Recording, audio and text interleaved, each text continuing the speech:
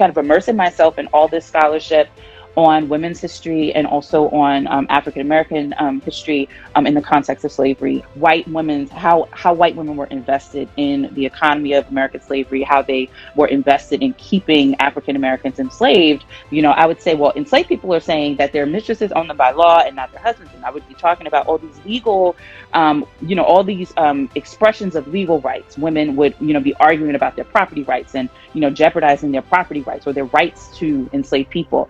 And, I would present this work. And so scholars would be like, well, how is that possible when, if they're married, they're technically all their property is supposed to belong to their husbands. The history of slavery is a painful testament to humanity's capacity for cruelty and oppression.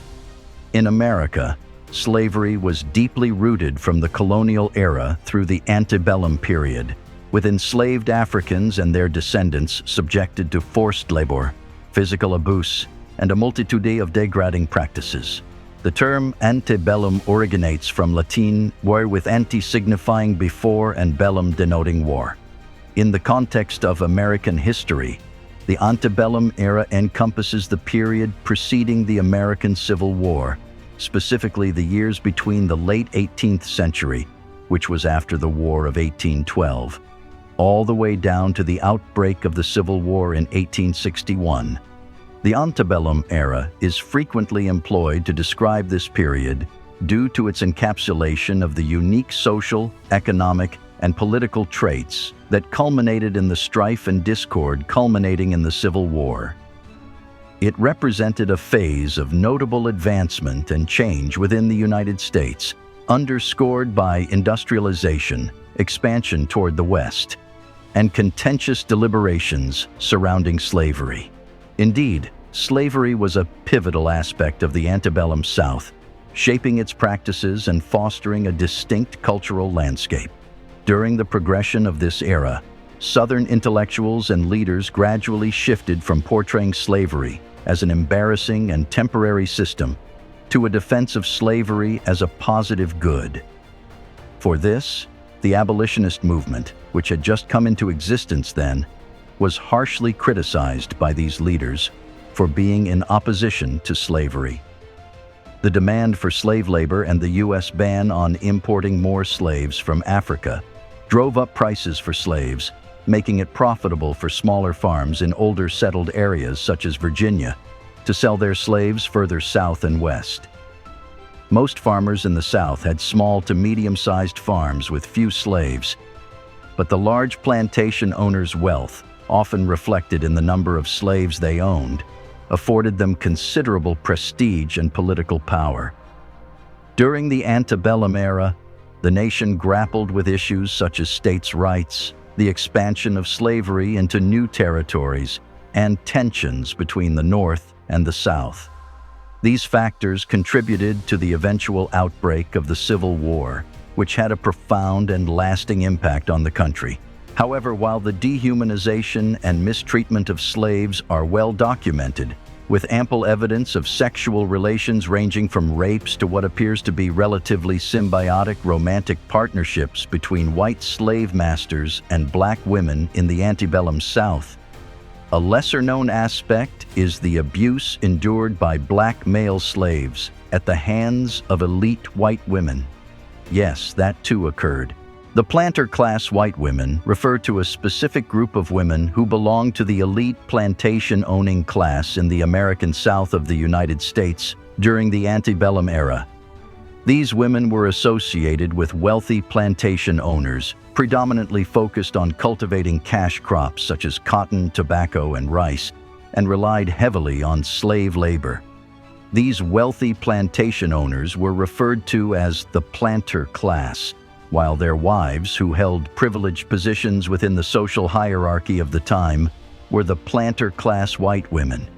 However, using an intersectional socio-historical analysis, this very video delves into the often overlooked history of the exploitation and mistreatment faced by black male slaves, exploring the factors that may have contributed to the incidence of sexual encounters between the planter-class white women and slave men, the power dynamics embedded in them, and their implications in terms of sexual consent. The segment further demonstrates how these upper-class white women who engaged in these relationships used sex as an instrument of power, simultaneously perpetuating both white supremacy and patriarchy. Before we get right into this properly, kindly hit the like button in front of you, share to keep spreading this eye-opening content, and subscribe. Just remember that all you have to do is sit back and relax while we unravel before your viewing today the uncommon story of the planter-class white women and the remarkable abuse black male slaves encountered at their hands. Now let us begin the intersection of power and gender. White women as slave owners. Slavery was not only a system defined by racial enslavement, but also one that reinforced gender hierarchies. While the planter-class white women in the Antebellum South were bound by societal expectations of femininity, they still held significant power within the context of slavery. These women played active roles in maintaining and perpetuating the institution. The authority they wielded extended to the management and treatment of enslaved individuals, including black male slaves. White women had the power to issue commands, give instructions, and enforce discipline within their homes and on plantations. It is of great relevance to note that in the American South before the Civil War, white women couldn't vote, they couldn't hold office, and when they married, their property technically belonged to their husbands. But there was one thing they could do just as white men could. They could buy, sell, and own enslaved people. In the book, They Were Her Property, White Women as Slave Owners in the American South, authored by Stephanie Jones Rogers, the historian makes the case that white women were far from being passive bystanders in the business of slavery, as previous historians have argued. Rather, they were active participants, shoring up their economic power through ownership of the enslaved. In the past, historians had often based their conclusions about white women's role in slavery on the writings of a small subset of white Southern women. But Jones Rogers, an associate professor of history at the University of California, Berkeley, drew on a different source this time. Interviews with formerly enslaved people conducted during the Great Depression as part of the Federal Writers Project, an arm of the Works Progress Administration. These interviews, Jones Rogers writes, show that white girls were trained in slave ownership, discipline, and mastery, sometimes from birth, even being given enslaved people as gifts when they were as young as 9 months old. White slave-holding parents trained their daughters on how to be slave owners, giving them lessons in slave discipline and slave management. Some even allowed their daughters to mete out physical punishments. The Jones Rogers says slave-holding parents and slave-holding family members gave girls enslaved people as gifts for Christmas, sometimes when they turned 16 or when they turned 21. There are even accounts of slave-holding parents and family members giving white female infants enslaved people as their own. There is one particular instance of a case in a court record where a woman talks about how her grandfather gave her an enslaved person as her own when she was merely 9 months old. And just how could a 9-month-old baby have known that she had a slave of her own if she wasn't told so? She has been schooled on the ropes. She grew up knowing that some absolute authority over another has been bestowed on her, that she had some waiting property of her own in the form of a human being, stated a poet and writer on his findings in the book They Were Her Property by Jones Rogers. Such children grow up not even recognizing black slaves as fellow human beings. This exact nurturing has majorly contributed, no doubt, to the creation of highly racist and supremacist personalities in societies at large, some deeply faulty mental structures. This must be restructured, a mentality that must be visited and revisited to create a new mindset, the kind that would, at the end of the day, see and regard all as equal. Sexual exploitation. One of the most troubling elements of the mistreatment experienced by black male slaves at the hands of elite white women was sexual exploitation. Although the dominant narrative often portrays white women as passive or innocent, there were instances where they actively engaged in non-consensual sexual relationships and rape, exploiting their power and control over black male slaves. These actions perpetuated a cycle of sexual violence and degradation, further dehumanizing the already enslaved. Here's one example of such many cases found in the autobiography Incidents in the Life of a Slave Girl, where the author, Harriet Jacobs, who was once a slave, talks about how planters' daughters would take advantage of male slaves. They know that the women slaves are subject to their father's authority in all things, and in some cases, they exercise the same authority over the men's slaves. I have myself seen the master of such a household, whose head was bowed down in shame, for it was known in the neighborhood that his daughter had selected one of the meanest slaves on his plantation to be the father of his first grandchild. She did not make her advances to her equals, nor even to her father's more intelligent servants.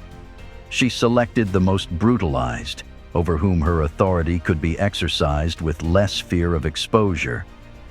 The type of relationship described here by the author is sexually predatory behavior, and such an act, as Jacobs confirms, was not uncommon, nor can it be classified as consensual in any meaningful sense of the word.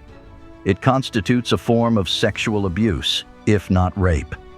We thus see that plantation mistresses and elite women, like their male counterparts, were able to sexually control and abuse their slaves. An alternative method through which the planter-class white women were able to exercise sexual control over slaves was by threatening to accuse them of rape or attempted rape if they did not agree to sex. In doing this, elite white women used one of the primary instruments of patriarchal repression: the idea that they were weak and in need of white male protection, and, by extension, in need of control and domination by white men to exercise racial control over black male slaves. Possible causes of sexual exploitation. The reasons why these women opted to sexually exploit slaves likely differed depending on the circumstances. It's possible that some of them were merely experiencing boredom or sexual frustration, but perhaps, at least on a subconscious level, sexually exploiting slaves was a means of compensating for their lack of power in other aspects of their lives. Planter-class women were considered the property of their husbands and lacked considerable sexual agency relative to men.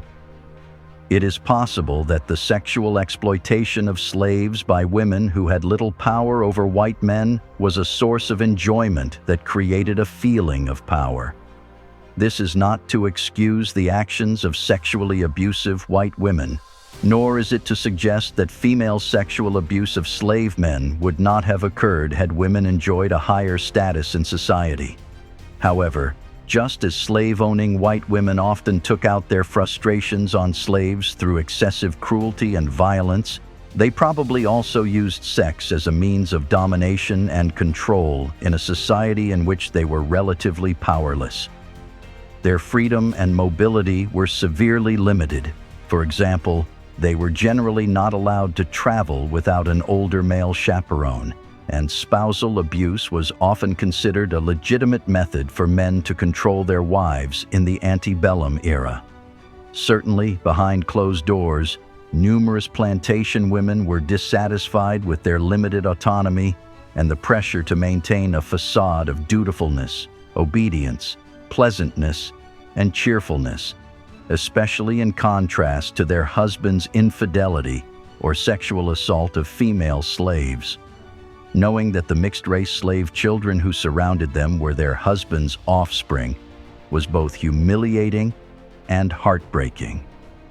Historian Catherine Clinton, 1982, has this to say: "If plantation mistresses could live above reproach, their husbands, fathers, sons, and brothers could boast of the superiority of their civilization.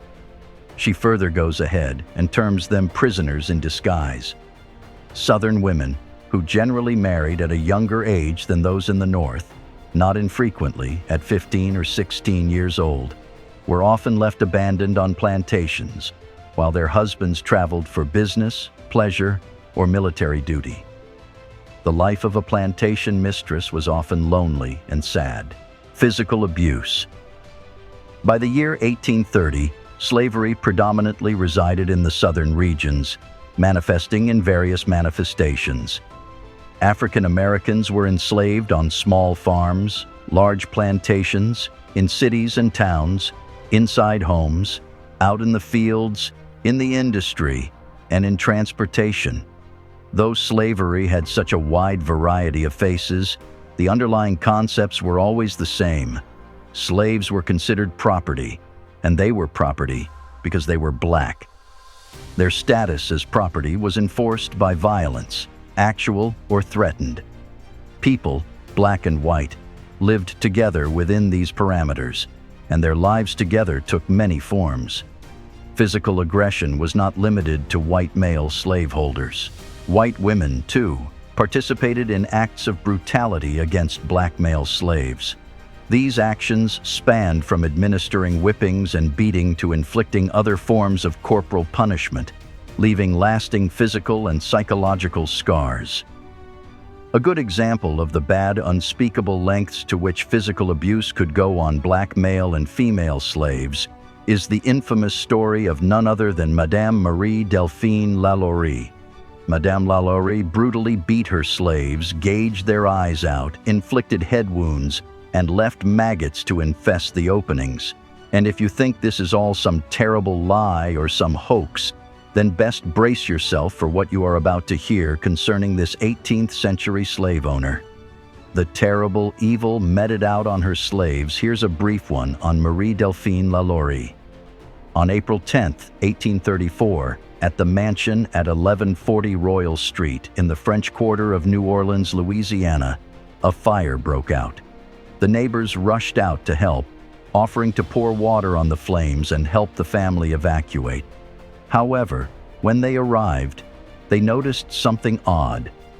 By 19th century Southern elite standards, the woman of the house was trying to save her jewels and furs without the aid of her slaves. Madame Lalaurie, the great mistress of the house, alone in a mansion without slaves, seemed shocking. When asked where her servants were, she told everyone to mind their own business. Some said this was mysterious enough. Others said they heard faint moans and screams from the attic. Either way, a small brigade took it upon itself to bust into the house and find the woman's slaves. Yet when they opened the door to the attic, they stopped dead in their tracks, some vomiting from the stench. It was impossible to stand the demonic, mind-to-stomach-twisting, grisly sight. It was all there, stark, all the madness that a devil could be, all the ugliness of things miserable that can only be imagined. What the interlopers had found was the torture chamber of Madame Marie Delphine Lalaurie, consistently ranked after this as one of the most infamous serial killers in the world, right up there with the blood-drinking, cannibalistic 16th century Hungarian Countess Elizabeth Bathory. Neighbors had validated their suspicions about her. The cause behind the absence of Lalaurie's slaves was now glaringly evident. It was sheer brutality. Heaps of corpses, organs, and limbs, slaves pinned to tables or cramped in small cages, metal bars with spikes wrapped around the slaves next to prevent them from moving their heads, while others were placed in small cages and their bones had been dismantled and reset to fit in. Crazy live bodies with their eyes gouged, fingernails torn out, ears hanging by shreds of skin, or their mouths filled with feces and sewn shut. Many of them were people with flayed skin and festering wounds. Several accounts claim they found one woman whose skin had been peeled off in spirals to make her look like a caterpillar. another with her bones broken and reset so that she looked like a crab, and one more whose intestines had been torn out and knotted around the waist. Many of these victims, some had claimed, were up to 100 who were supposedly still alive, putrid, and starving. No kind of physical abuse has gone to such lengths. LaLaurie became famous for the depraved brutalization of her slaves. Legend has it that a 70-year-old slave cook, who had been chained to the stove in the kitchen by LaLaurie, yet was slowly starving to death, also started the fire while interrogated. The woman had admitted that she started the fire in an attempt to kill herself, and then faced LaLaurie's torture. Madame LaLaurie had threatened to take her to the top room. No one who went to the upper room ever returned. According to the cook, the lady had decided that it was better to die than suffer at the hands of Madame LaLaurie. Following this discovery, the top chamber was broken into to investigate the cook's assertions, and without a doubt, the top room was hell on earth for the slaves who ended up there. Marie Delphine McCarty, born on March 19, 1787, in the Spanish-controlled New Orleans, lived much of her life without showing any clear signs of cruelty or wickedness. Despite the rumors that slaves killed her parents, the mistress lived a normal and privileged life. She was a major part of New Orleans high society and beloved as a kind, gentle, and courteous figure. LaLaurie's father was Louis Barthélemy de McCarty, originally Chevalier de McCarthy, whose father, Barthélemy de McCarthy, brought the family to New Orleans from Ireland around 1730 during the French colonial period. Her mother was Marie Jean Larable, also known as the Widow Leconte, as her marriage to Louis B. McCarty was her second husband. Both of Delphine's parents were prominent in the town's European Creole community. Her uncle by marriage, Esteban Rodriguez Miro, was governor of the Spanish-American provinces of Louisiana and Florida from 1785 to 1791, and her cousin, Augustine de McCarty, was mayor of New Orleans from 1815 to 1820. LaLaurie married 3 times and had 5 children whom she was said to attend to lovingly. Her first husband was a Spaniard named Don Ramon de López Yangulo, a Caballero de la Royal de Carlos, a high-ranking Spanish officer. The pair had 1 child together, a daughter, before his untimely death in Havana while en route to Madrid. 4 years after Don Ramon's death, Delphine remarried, this time to a Frenchman named John Blanc. Blanc was a banker, lawyer, and legislator, and was almost as affluent in the community as Delphine's family had been. Together, they had 4 children, 3 daughters, and a son. After the death of Jean Blanc, Delphine married her third and final husband, a much younger doctor named Leonard Louis Nicolas LaLaurie, in 1831. Madame LaLaurie purchased a 3-story mansion at 1140 Royal Street in the French Quarter, and as many society women did at the time, Madame LaLaurie kept slaves. Accounts of Delphine. LaLaurie's treatment of her slaves between 1831 and 1834 are mixed. Harriet Martineau, writing in 1838 and recounting tales told to her by New Orleans residents during her 1836 visit, claimed that slaves of LaLaurie were observed to be singularly haggard and wretched. However, in public appearances, LaLaurie was seen to be generally polite to black people and solicitous of the health of those enslaved. On 2 occasions, she has been known to emancipate 2 of her slaves, according to court records, Jean-Louis in 1819 and Advance in 1832. Funeral registers between 1830 and 1834 document the deaths of 12 slaves at the Royal Street Mansion, although the causes of death were not mentioned. However, public rumors about LaLaurie's mistreatment of slaves on her property had become sufficiently widespread that a local lawyer was dispatched to Royal Street to remind LaLaurie of the laws for the upkeep of slaves. During this visit, the lawyer found no evidence of wrongdoing or mistreatment of slaves by LaLaurie. Although subsequent to the lawyer's visit, One of LaLaurie's neighbors had seen a 12-year-old slave girl fall to her death from the roof of the Royal Street mansion while trying to avoid punishment from a whip-wielding LaLaurie. 2 such reports are on record as being true. One that a man was so scared of punishment that he threw himself out of a 3rd-story window, choosing to die rather than be subjected to Madame LaLaurie's torture. The other report, however, concerned the 12-year-old slave girl named Leah in the year 1833. Leah, it was said, was brushing Madame LaLaurie's hair and had unintentionally pulled a little too hard, causing LaLaurie to fly into a rage. The mistress had chased the little slave girl with a whip until the girl fell off the roof of the house and died.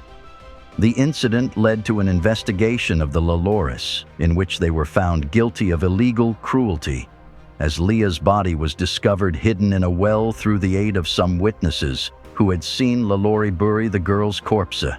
She was fined $300 by the authorities and forced to forfeit 9 slaves of her household. These 9 enslaved people were bought back by the LaLaures through an intermediary relative and returned to the Royal Street mansion, where she continued to torture them until the night of the fire outbreak in the year 1834, the 10th day of April. Marie Delphine LaLaurie and her husband had fled by boat, leaving the butler who had also participated in the torture to face the wrath of the crowd who had stormed into her mansion, charged by the insanity of her evil. Some historians have been compelled to think that perhaps the death of her family at the hands of slaves during the Haitian Rebellion had erupted the volcanic darkness within the woman somehow, which had taken hold of her personality. But that is no excuse for such outrageous evil, and although charges were never filed against LaLaurie, her reputation in upper-class society was destroyed.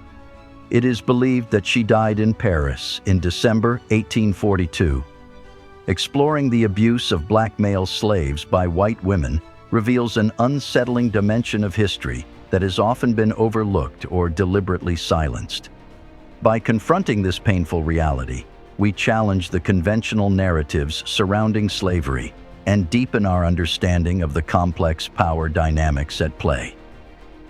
Acknowledging these historical injustices is an important step toward building a more inclusive and equitable future. So, what do you think generally about this?